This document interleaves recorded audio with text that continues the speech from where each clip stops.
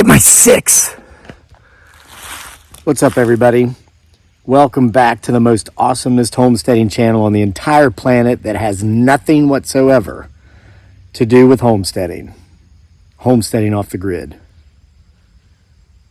And it's odd how it's just become eerily quiet here in the forest, where we do meet field on one side. There's my house way down there. There you see my UTV, aka riding lawnmower. Hey, whatever, it gets me around, saves me a walk.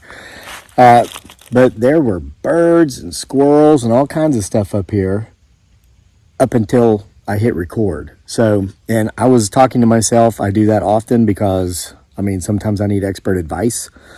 So it wasn't because I just started speaking. I've been up here speaking. So we might be in the presence of a watcher.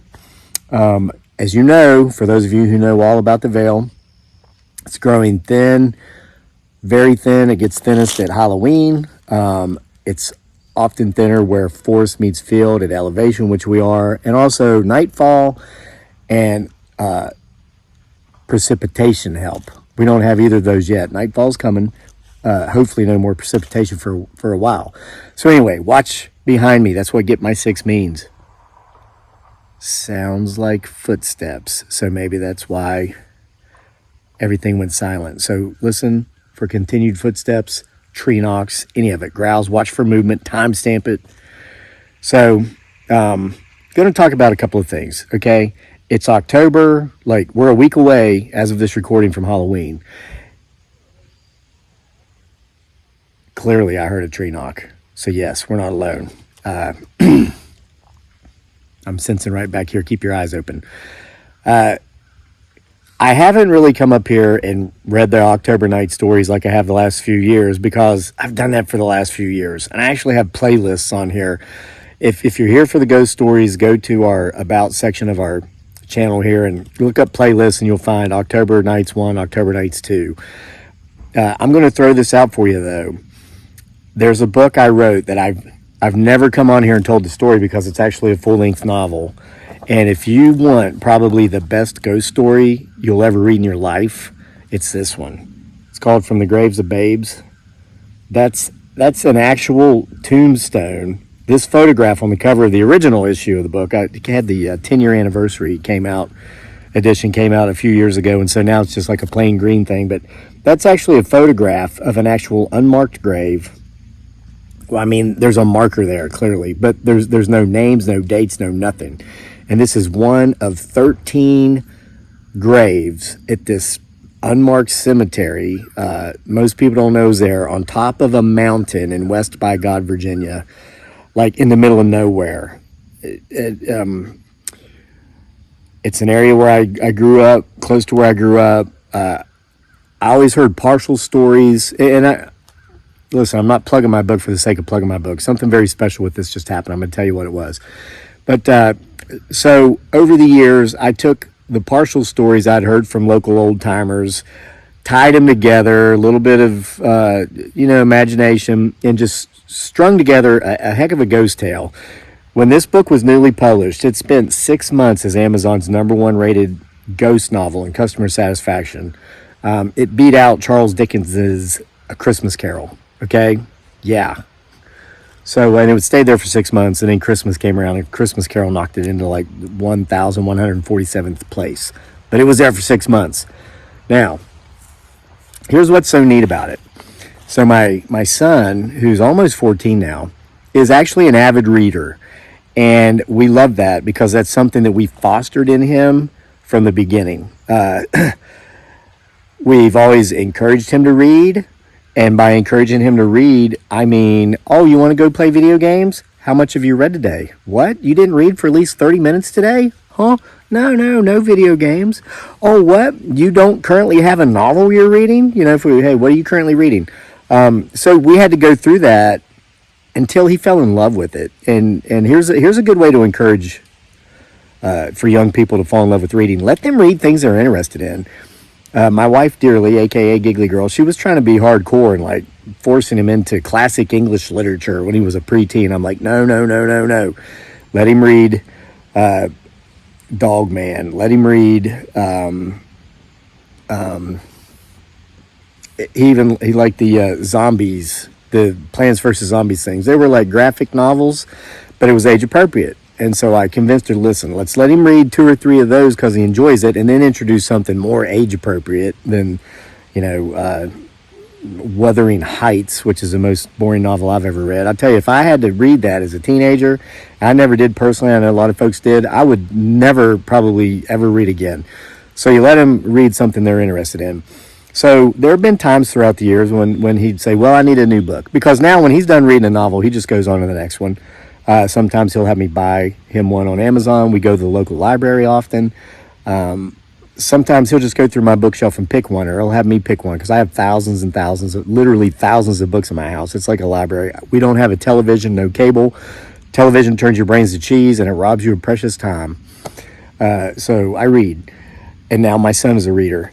So throughout the years, I've said, or his mother has said, you know, you need a new book. Maybe you should read one of your dad's books, one of my books. And he'd laugh and he'd say, no, that's corny. I'm not going to read my dad's book. Well, 2 days ago, he says, you know what, Dad, I think I'm going to read your book From the Graves of Babes. I said, wow, so you're finally going to read a book that I wrote. What's brought this on? And he said that like 3 of his friends told him it was good.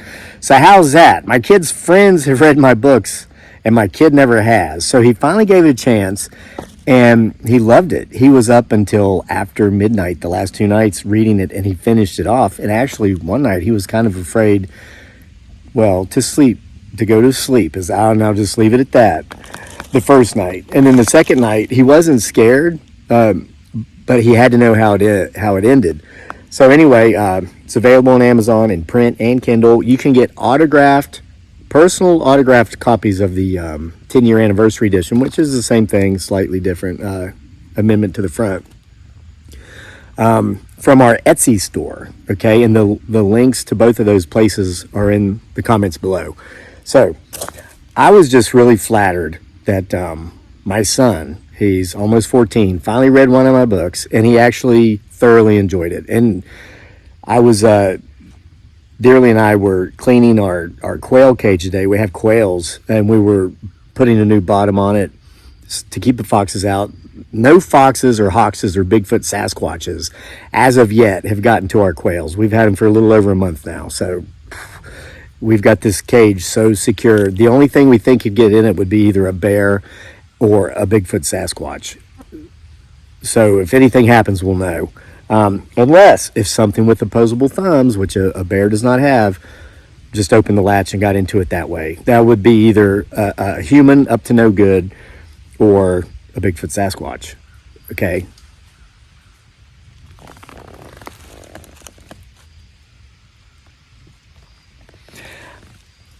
You hear that? There's something behind me, and I can sense its presence, but I can't see anything.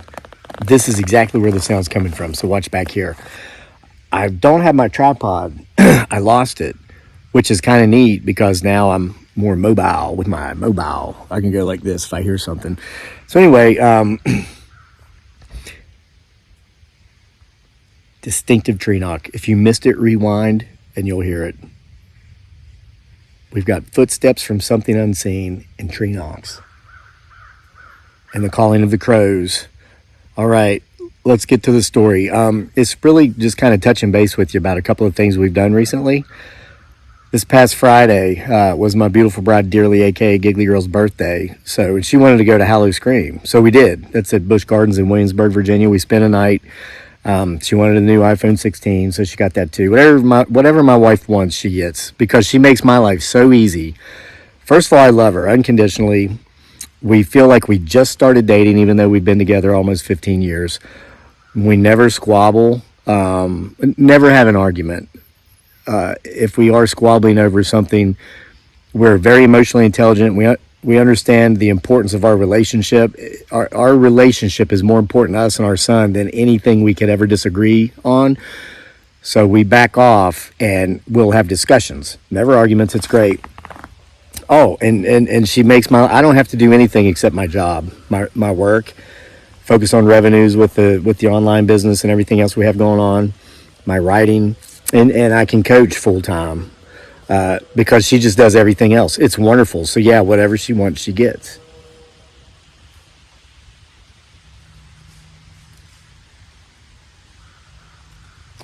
So we went to Busch Gardens, Hallow Scream. We've been there before. It's been a few years. So it was a great time. And I shared a video about a week or so ago that there's something I'm trying to do here more now that I'm older, and that is be more present, be more in the moment, and find the things that bring me joy. And when I'm doing those things, when I'm doing something that I'm finding is bringing me joy, stop setting a time limit on it. Stop saying, oh, well, I can only do this joyful thing for 20 minutes or 30 minutes because I got to get back to work. Work.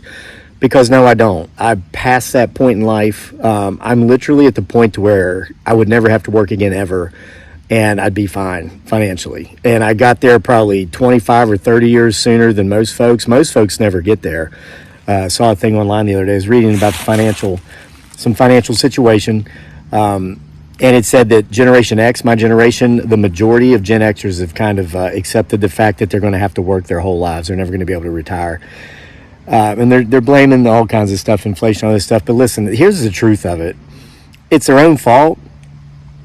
Nobody necessarily plans to fail. They just fail to plan. And when you fail to plan the big things, like in the inevitable day when you don't have to work anymore because you've eliminated any debt you had, so you don't have payments.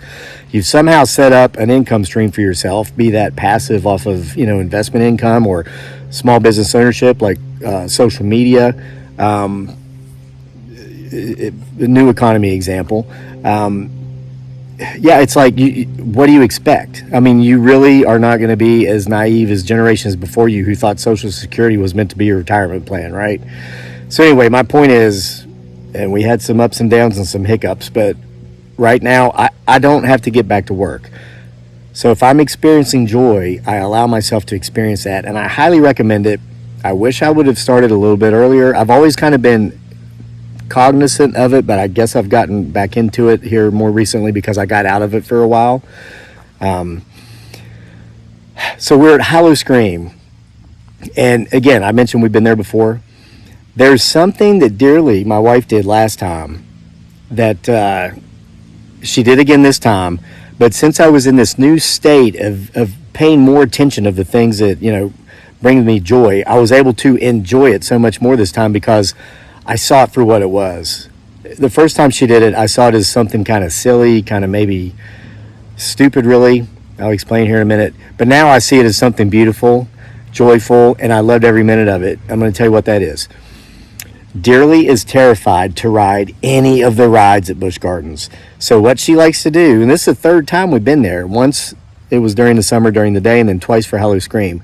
And if you're not familiar with Hallow Scream, all the rides are still open. It's just the theme park is themed for Halloween. There's actors all over the park dressed up like monsters and ghosts and goblins and all this stuff, and they scare you, they jump scare you. You're walking by, you might think something's a statue, but it's actually a person in costume, and they'll jump out and scare you.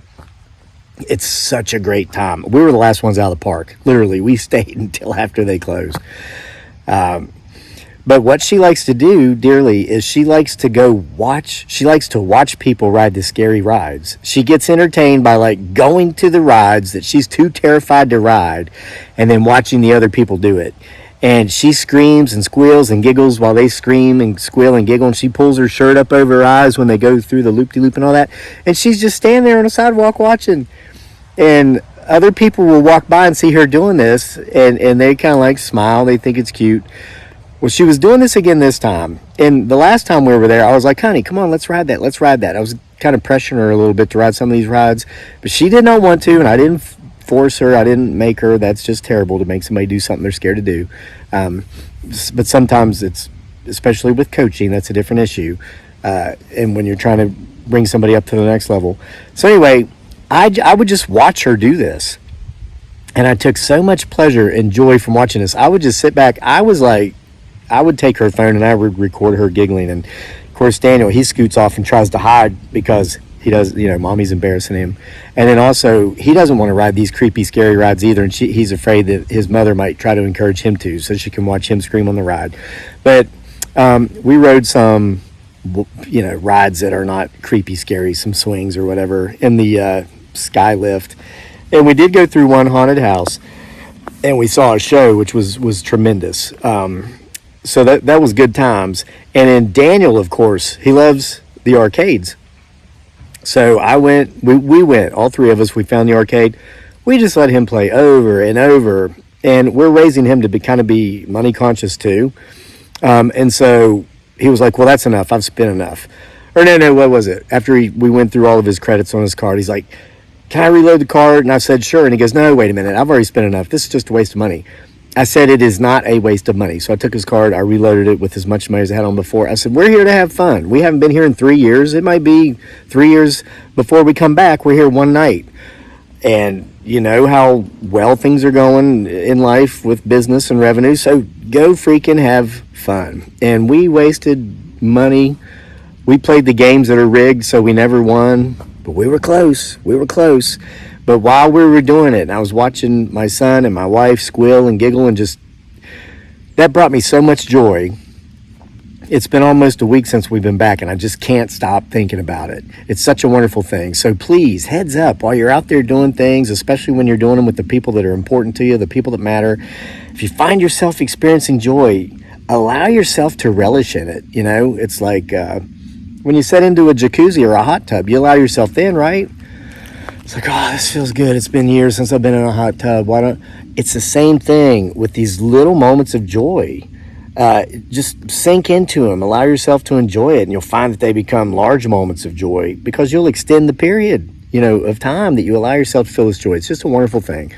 So with that said, I'm going to tell one more story and then kind of finish this up because I've got to get off to football practice here this evening. I mentioned in the video I made yesterday that our team is now 4-0. We're undefeated. Ironically, we're only ranked second in the league, and I'm going to explain why. It's based upon how many, as far as the rankings go, there are 2 undefeated teams left, us and another team. That other team has outscored us by a few points, and so therefore they've given them the number 1 ranking. Let me tell you how our team rolls. I'm so proud of our kids. We've got 26 kids on the team, and these are the best kids I've ever worked with. You know what? Every kid I've ever coached, every group was the best group I've ever worked with. I have just been fortunate enough to work with great groups of children. I think it's a testament to how they're being raised, the families they're coming from. You've got parents who are involved, grandparents who are involved, step-parents, aunts, uncles. When we have games, one kid might have 3 or 4 different households of people there. It's really wonderful. And some of them come to practice, watch the kids at practice. So 2 weeks ago, we were playing another team that's top 3 teams in the league. Last year's undefeated defending champions. Now, we won. We beat them. Something happened. Now, listen, in the past, I've typically coached for youth sports organizations that are focused more on making sure everybody gets equal playing time, learning about life through sport, all this stuff. For people who wanted to participate, maybe kids who thought, maybe I'd like to play that sport, I'm not really sure, I'll give it a go. So with those leagues, we would make sure everybody got equal playing time to let those kids find out, is this something that they wanted to do? Do they enjoy it? Are they any good at it? Do they want to get better? If so, we can help them. And that,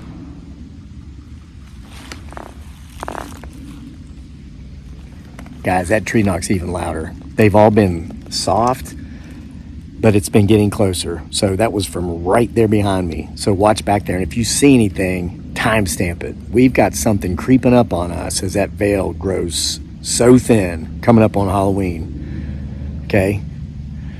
So anyway, the league I'm coaching in now, it's not like that. It's not for participants. Now, if you want to participate, hey, we're happy to have you. But we're there to win games. We're there to win championships. This is understood among the coaches, the players, and the parents. All right. Now, with that said, in last week's game, we were playing that team, defending league champions, undefeated last year. We beat them by 2 points. It took everything our best players could do to win that game. The coaches, not me, the other 2. We got the head coach who runs the offense, another assistant that does the defense. I hang out pretty much. These guys are football geniuses. They did perfect play calling the whole game. It worked. We won. However, there were about 5 or 6 kids that didn't get to play in that game a single time. There were some people that were a little bit distraught with that. But I want to tell you how wonderful this group of kids are and how much they understand the concept behind winning, teamwork, teammanship. Those kids, as much as they didn't like not getting in that game, and some of them griped about it a little bit, Every single one of them made it to every single practice the following week. Went hard every single down, every single play for every single practice. When we practiced for 2.5 hours, 3 days a week, games on the fourth day. They knew it was a necessary evil, that they had to sit on the sidelines, stand on the sidelines and cheer for their buddies, but we got the win. Now, the team you hear that footstep? That was clearly a branch breaking right there where we heard that loud, thunderous tree knock. So you keep watching, huh? This last game, there was a very big difference in the caliber of teams, us versus the team that we beat. We won 30-0, and we were not trying to run up the score. We took a decisive lead early, and then, those kids that didn't get to play last week, we let them play the entire game. They got to play 3.5 quarters, while some of our kids who are the best kids on the team, performance-wise, didn't really get to play anymore. Or we sent them in to block, or we sent them in to do other positions that they were certainly capable of doing, but which freed out their primary position so we could put the second string or the third string guy in there so they could get the playing time. And as much as the starters didn't like it because they wanted to go in there and pop off, as they call it, run their numbers up, run their stats off. Daniel, man, he was wanting to throw for 500 yards. Guess what? He didn't throw a single pass. Because our head coach has class, he knew it was a mismatch, us and the other team, and he didn't want to run the score up on that team. His number one concern was to get our players who couldn't play the week before the playing time and not humiliate the kids on the other side of the field. Now, the team that outranks us because they've scored a couple more points than us, they beat that team last week 54-0. It was relentless. And I've seen teams do this in this league where they've secured the win. There's no question they're going to win, and they still won't put in their backups. They keep their starters out there, and they humiliate the other team. Some of the kids asked me on the sideline during the game, they said, "Coach, why aren't we running the score up on that other team over there because we're only in second place by 2 points. All we got to do is score another touchdown, and we'll be ranked number 1." And I told them, I said, "Listen, those players on that other team, those kids over there, those are somebody's children. And this coaching staff you're playing for, we're not going to do that. We don't need to do that. We're going to get this win. But there's kids on that team, as I explained it to these children, who like football, who want to play football, and who are not having a good year because that team, they've got a lot of good players that are injured. They're out for the season, and they don't have as many kids playing as some of the other teams, so they don't have the depth." I said, there are kids on that team that if every team they played this year ran a score up on them and crushed them, it would crush their spirits, and those kids might never play football again.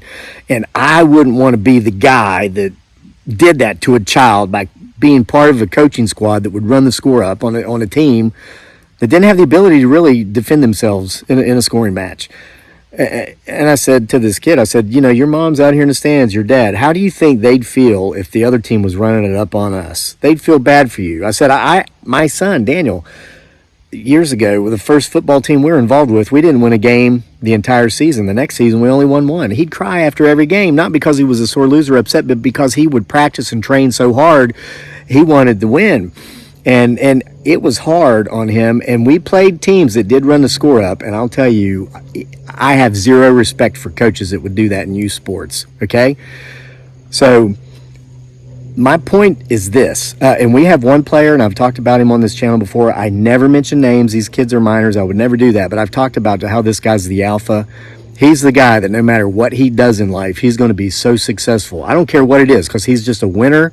He's an achiever. He gives it his best 100% every time. He was upset that he couldn't go back out. I mean, the reason we got 30 points is because basically anytime this kid touched the ball, he scored. I mean, he got a punt return for a touchdown. Daniel handed him the ball off, first offensive play of the game for us, and he ran it 80 yards for a touchdown. So anyway, he was upset he couldn't go in there. He wanted like 500 yards of total offense. Talked to him about it. I said, I understand, but listen, let's help your buddies get some numbers. So we put him in to be a blocking fullback. He's typically the running back. This kid blocked. You know what? He wholeheartedly accepted the fact that he wasn't going to get 500 offensive yards in that game, but he made sure that 5 of his buddies each got 100. And he ran downfield with them, blocking one of his buddies, one of our other running backs. He went 80 yards in two runs. He had like two back-to-back 40-yard runs. He got in the end zone on the second one. Would have never happened if this other kid hadn't been going out there blocking. Now, I've worked with young athletes. I've seen them. I remember when I was an athlete who wouldn't have that attitude. They'd say, oh, yeah, I don't get my position? Yeah, well, okay. Hey, good luck second string, third string running the ball because I ain't blocking for you. And they wouldn't have blocked, and it wouldn't have happened. That's a part of the winning mentality. That's part of being an achiever. That's part of being successful. That young man was able to step out of the limelight and let the light shine on other people, but make sure to help control that light and made sure he helped control the shine so they would get the shine by going out and leveling those blocks. Incredible, amazing. I'm honored to work with these young people, and we got 25 more kids on the team just like him, one of which is my son, who, again, loved the book From the Graves of Babes. Get it on Amazon and print or Kindle, or get an autographed copy from our Etsy store. The links are in the description box below. The sun is going down below the hill now. Here a little bit later in the week, when I do get a couple of off days from football, I'll try to get out here at night, either right at dark or even after dark for a night hunt. I hope you're enjoying your October. And I'm being flanked. There are footsteps from all directions around me now, so I better get off to football practice. See y'all for more next time. From the greatest homesteading channel on the internet that has nothing to do with homesteading whatsoever, Homesteading Off the Grid.